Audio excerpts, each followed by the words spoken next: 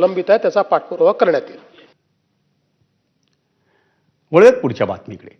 मुंबईतल्या वांद्रे येथील बेहरामपाडा परिसरासह राज्यभरात अंमली पदार्थांविरोधात कठोर कारवाई करणार असल्याचं मुख्यमंत्री देवेंद्र फडणवीस यांनी विधानसभेत बोलताना स्पष्ट केलं। ड्रग्ज आणि अंमली पदार्थांच्या तस्करीत नायजेरियन नागरिकांचा असलेला सहभाग लक्षात घेऊन या गुन्हेगारांना तातडीनं मायदेशी पाठवण्याबाबत केंद्र सरकारशी चर्चा सुरू असल्याचंही त्यांनी सांगितलं।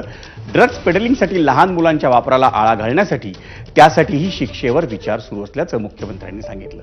तसंच अल्पवयीन गुन्हेगारांसाठी वयाच्या निकषात 2 वर्षांनी कपात करण्याबाबतही विचार सुरू असल्याचं त्यांनी सांगितलं। एनडीपीएसच्या सगळ्या केसेसमध्ये जिथे वारंवार गुन्हे घडतात त्या ठिकाणी मकोकासारखी कारवाई झाली पाहिजे। तर आपल्या सभागृहाने मागच्याच आठवड्यात त्या कायद्यामध्ये आपण बदल केला। यापूर्वी आपल्याला एनडीपीएसमध्ये मकोका लावता येत नव्हता आणि म्हणून 30 ती मंडळी वारंवार सुटायची आणि पुन्हा धंदा करायची।